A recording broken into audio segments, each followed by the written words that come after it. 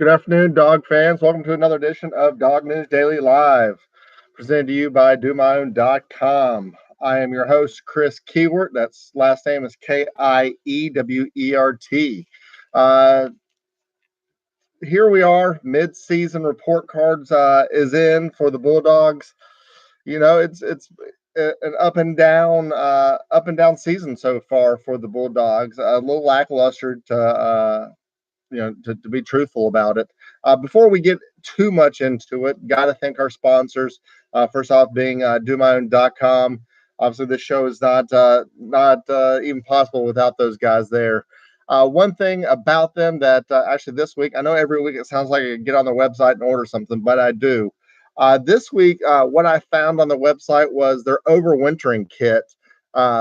Just it seems like all over our house we're seeing ladybugs, we're seeing stink bugs, just all over the place. They put together a kit for us to order, and it is a fantastic. It's three pieces. It's Biffin IT. It is the Cinemax insecticide dust, and then also the Bella hand duster. All three of those combined in for us. If I try to go in and buy those separately, I'm paying about a few bucks more. I get fast free shipping. It's about $36 for me to get it in here. Shows up at my door.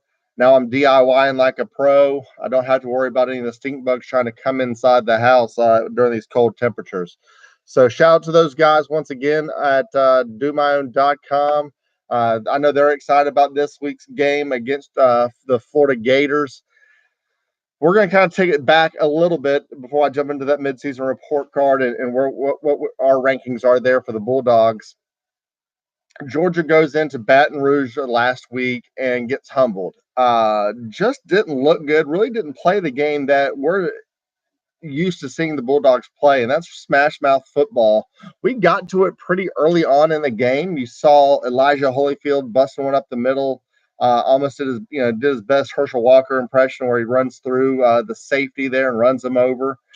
But other than that, he gets 7 carries for I believe 56 yards, and then Swift only gets 12 carries. You're not going to win a lot of football games, especially Georgia and their style of play and wanting to run the ball and control the ball and really get the big uglies up front to lean on you. You're not going to win a lot of football games with your two best players in the backfield getting 19 carries combined. Georgia wants to split those two up. I would imagine 25 carries a piece, or not a piece, but combined for those guys. And then you're also going to have Harrion. Cook didn't even see the field. I do not believe in my second look. So there's a couple things you're looking at there for the team. The field goal, the fake field goal in the beginning of the game, I thought was a coaching mistake. Kirby doesn't have a lot of them. But in the replay, they're crowded up on the left side of that. Even if they are rushing in, 4th and 9 is a very tough get on a fake field goal. If it's 4th and 3, I get that play call. I think Rodriguez can get the corner and it might even got it in the play there. He might have gotten 3 yards, but it got busted up. Momentum is all on LSU's side at that time, and they just put Georgia in a strange predicament there. A lot of strange plays in that game. If we kick that field goal, it's 3-3. We settle into the game in Baton Rouge and just kind of get our feet under us a little bit. On 3rd and long, there's several 3rd and longs that Georgia, instead of it, 3rd and 10 and trying to go into the sticks and maybe doing a curl route, they were playing some very deep. Their defensive backs were playing very deep on us. I mean, we could have ran to the line and gotten first downs. Overthrew Hardman, missed Godwin on the touchdown, and then there's a couple other plays that were just bad overthrows. We missed Demetrius Robertson there on the pass play where we throw it behind. We throw it a little bit late, and on the flea flicker, throw it a little bit late to him. He bobbles it and throw it behind him. He bobbles it. He falls out of bounds and drops it. That's a possible touchdown if he hits him in stride. I know if he hits Mecole, that is an easy touchdown. He had him beat one-on-one. But Georgia seemed to want to. They treated the 16-0 deficit almost like a 24-0, 30-0 deficit. We started passing the ball out, as I said in our last video. I was expecting more of a lot of motion, a lot of cross patterns to get our guys in space. Guys like Nicole. I thought he needed to be one of the best players on the field this week or last week to be first to have a chance to win that game. Didn't happen. Whenever we did try to run up front after they made an adjustment, Kirby mentioned in the post game press conference, it just didn't work right for the Bulldogs, and it was a long day. And we just seem to get in drop back mode, and we're going into the belly of the beast of their defense. Their best their best positions are the defensive backs, and we're in trouble there. I think a big play there. It's 19-9. Jake takes the sack in the game. I mean, it's going to happen to him eventually. That's Jake's worst game of the year. He played rough. He had a bad game. I think he almost had 10 to 12 incompletions in a row. Just a rough game for him. The biggest play, the roughest part for him, there's two plays there. The interception out of the end zone was a tough one. And then the one where he takes the sack, as I was just about to say, he takes the sack, takes us out of field goal position. We kick the field goal there. It's a one-score game. We start putting a little bit of pressure there on LSU. Unable to do it. We take the sack, and the Bulldogs just couldn't recover. They come down, they drive down on us, score, and that almost seals the game for us. Mecole's, I'm not going to put too much on Mecole's fumble out of the end zone. If it's a one-score game, he takes a knee in that end zone. We're down 2 scores. He's trying to force something to happen. He runs into the guy, trucks him, and then, you can see the ball starts coming a little bit loose then and gets stripped, and the ball comes out. That happens when you're trying to, press something to happen. Sometimes it's a hero or a zero moment, and obviously it backfired on the Bulldogs. So they come out of there. It's 36-16. The game was, it was a 2-score game the whole game. The Bulldogs, they got within. They went for 2, got within 10. That was close as they got all day, and just not a strong performance. And opened up a lot of question marks. You're starting to see a lot of the national media, they're very tempted to write off the Bulldogs. The offensive line looked very susceptible on pass protection plays. Jake was sacked 3 times in the ball game, pressured numerous times. And the offensive line, which is, Ben Cleveland's not there. That seems to be a big point, a big miss for the Bulldogs on the offensive line. Cade Mays, Isaiah Wilson.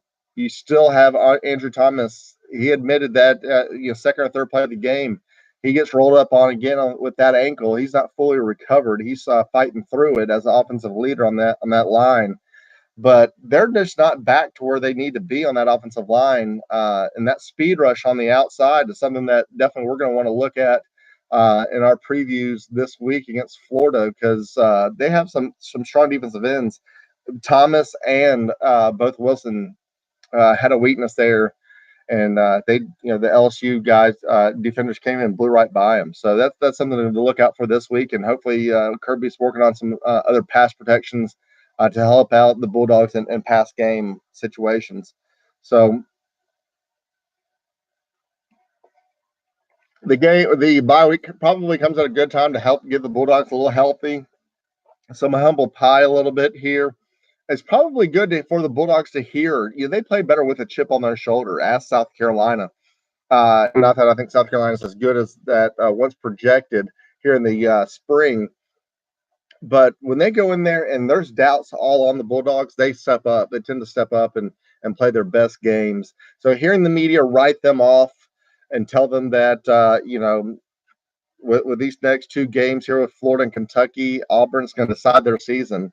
The Bulldogs need to know that, hey, we're in playoff mode right now, and another loss in the SEC is going to be detrimental and is definitely going to withhold you from our goals in the beginning of the season, and that's making the SEC championship game, and then we kind of create our own destiny from there. I always hate that term. You're starting to hear it this time in the season. But Going back, we'll have a preview show here next week, probably on Friday, Thursday, Friday of this week, kind of previewing the Georgia Florida game and giving you kind of what we're seeing in that game, who are going to be the standouts in that game. But what we're going to do is talk a little bit about the mid-season report, where the Bulldogs are this season. Hey, on paper, the Bulldogs look like a great team. They do. They look like a strong team, averaging 39 points a game, only giving up 16 points. Now, if you look back, we're way ahead schedule on our offense, defense. I think we're sixth or seventh, or no, actually 15th in the country in scoring defense. We're a little bit higher last year with that team, guys. Georgia's missing as much as Sony Michel and Nick Chubb are missed cogs on that offensive side of the ball.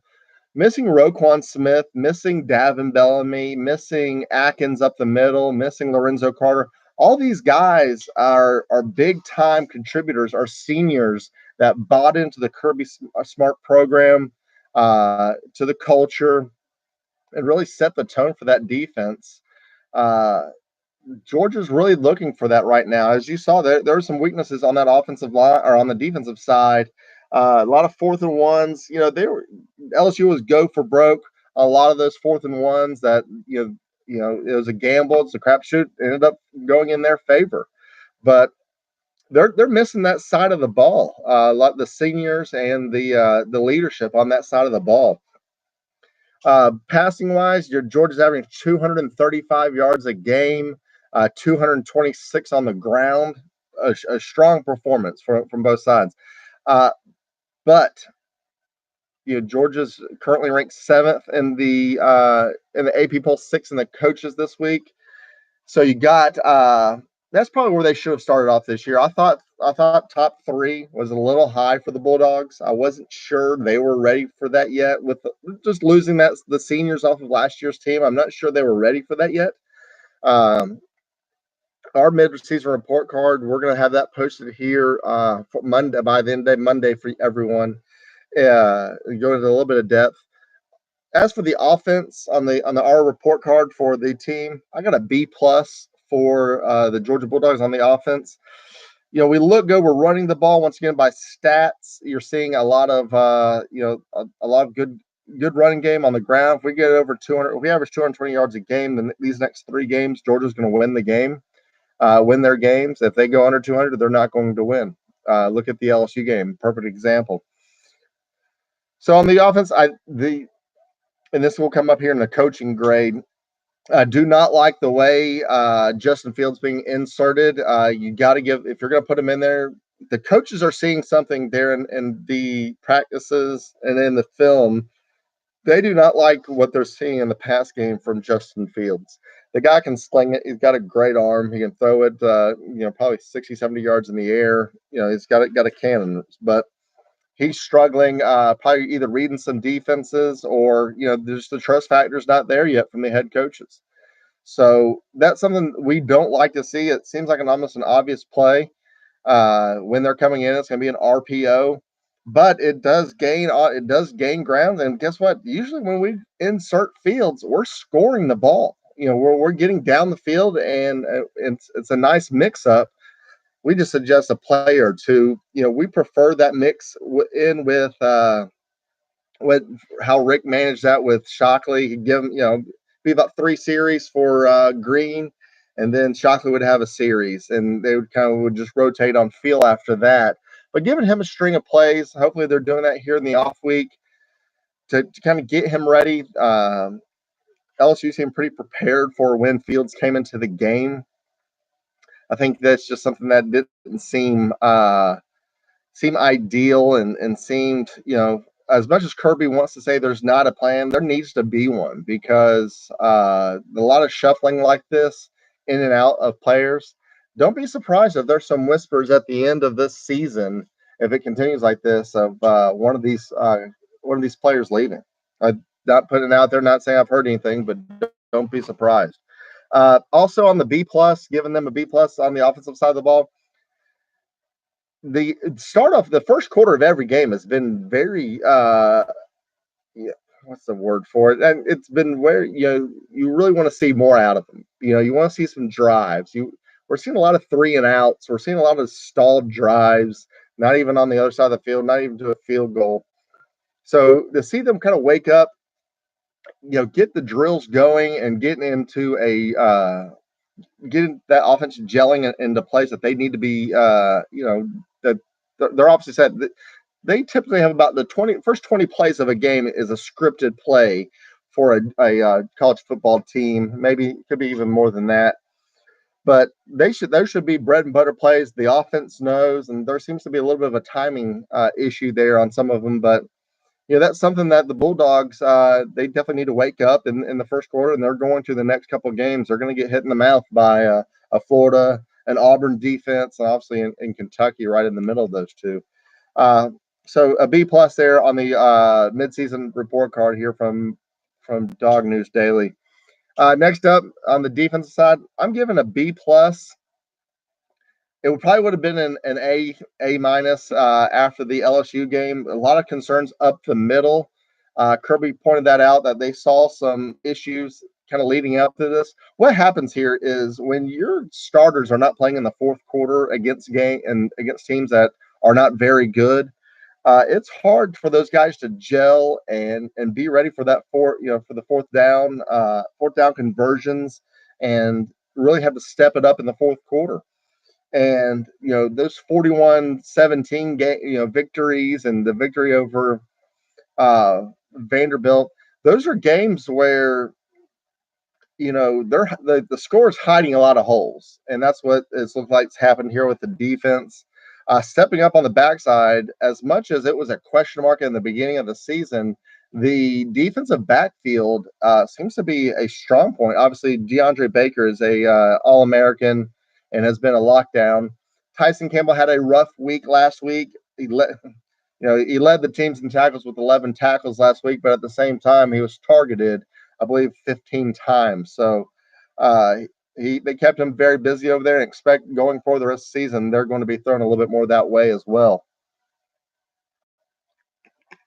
We'd like to see the defensive line step up and play a little bit better. Tyler Clark has done all he can on his side, but seeing Ledbetter get out there, get a bit some more disruption in the backfield, and then seeing guys like Natrez Patrick. There are a lot of bright spots on that defensive on the linebacker side.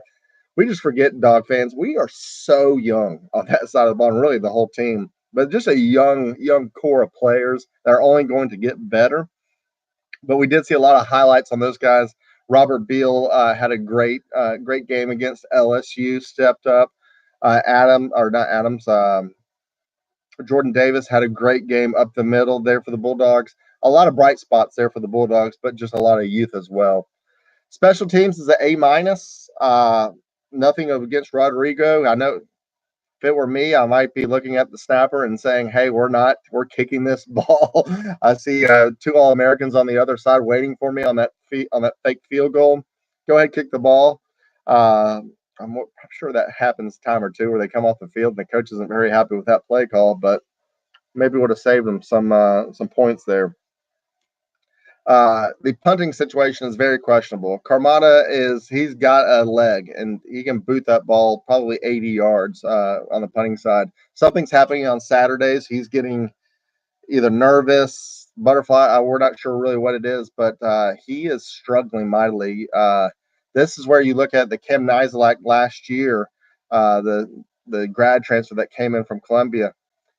Came in and he was pinning offenses deep in their own in their own side of the field. There's a lot to be said for that, and I wouldn't be surprised. I think Landon Stratford, I believe, is another transfer that we had come in this year. Don't be surprised if he doesn't get a look at some punting duties here during this past bye week, and then going into the Florida game. There could be a switch, so look out for that.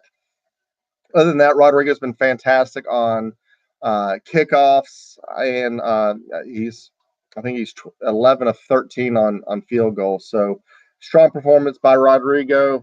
He's an All-American, and he'll be kicking in the NFL one day for sure. All right, that's an A- for the special teams. For coaching, I'm giving it a B. B being how the handling of the Justin Fields situation and the quarterback coaching, or how that is being inserted. It's just there needs to be a plan there. I'm sure there is. That we're not the media is not being told there is, but there needs to be a plan.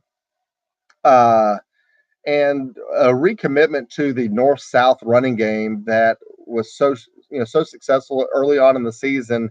It seemed that Georgia got away from that and has been getting away from that a little bit. Just because the team makes adjustments up the middle on running it north and south, attack the ends, attack the corners. You can't just give up on the ground game. And that's something that was very disappointing to see in the LSU game. So, also, on the coaching side of things, I think there's a couple other plays here and there that you're looking at that are pretty questionable. The fake field goal. So it's been a B. One thing that is an underlying story with Jake Fromm, hey, the guy's, I think he's 67% after, a career worst game against LSU, 67% for the year in completion percentage. So, I mean, he's having a good year. But is there a chance the tinkering James Coley being moved to quarterback coach from Jim Chaney, is that starting to show some issues and being a potential problem for the Bulldogs, and something that might be changed here back next year? Just throwing it out there. Not sure. I've heard some rumblings from some sources in Athens that people are whispering about that switch, obviously now after a 20-point loss on the road. But don't be surprised if that's something that might be looked at, where Chaney spent a little bit more time in that quarterback room here going forward. All right. Overall, we're giving the guys the team a B. They're beating the teams and being them bad the way a Georgia football team should. Also, it was a poor performance against LSU. We got out coached, which I did not think Ed Orgeron would be able to out coach our staff. But the defensive side of the ball, Dave Aranda for LSU definitely outwitted Jim Chaney and put us into some predicaments that we weren't expecting, and they just beat our butts, and that's the name of the game. So a B for the game. We'll see where the Georgia Bulldogs are, if we can temper our expectations here even more for the Bulldogs. I thought it was possibly a 2-loss season, a 1-2 loss season. Now, preseason prediction, I thought we'd win a couple of these games. I thought we would win that game 27-17 against LSU. Obviously, we did not. Got a couple accolades though for a couple guys here for mid-season report card. Most improved is definitely Elijah Holyfield, a gamer. He reminds us and the staff here at Dog News Daily so much of Nick Chubb in that playing style. He squares up his shoulders. He runs hard. Defenders do not want to hit him. Very surprised only getting 7 carries against LSU, but he looks to be the bell cow Kirby and that offensive is looking for. So he's most improved player from last year. Only got 6 to 7 carries last year a game, if that, with Sony and Nick Chubb and Swift in the backfield. So that's he's definitely the most improved player from last year. Biggest surprise for Dog News Daily is the play of Demetrius Robertson, or lack thereof. First game of the season, he gets a end around, takes it 72 yards for a touchdown. I thought that's the beginning of a lot of beautiful things there for the Bulldogs and for Demetrius Robertson. It's going to show that Kirby Smart believes it's blocking first for the wide receivers, and then it's route running, and then it's your speed.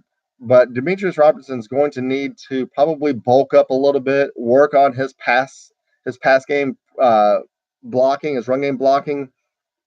So to see him with all the hype that he came in from the Bulldogs, hey, at the end of the day, guess what, guys? The wide receivers are pretty strong this year and going forward. Holloman's been a breakout player here for this year for the Bulldogs. He physically looks good. He's catching the ball. He's got great hands. He's going to be an absolute stud his junior season.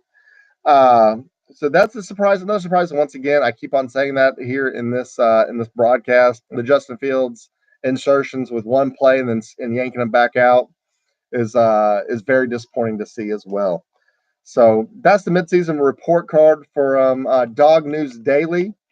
We'll be back here in by the end of the week to talk about the Florida Gators and the world's largest outdoor cocktail party. Yes, I'm calling it that. Remember, we will have another contest this week on the t-shirts, so we'll get them out there. Also, getting a lot of messages online regarding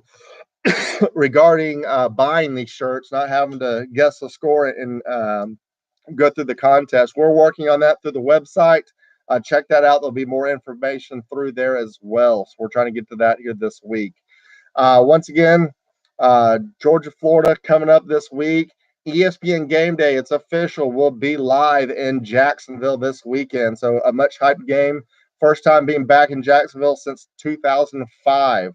So obviously a lot of national attention on this game.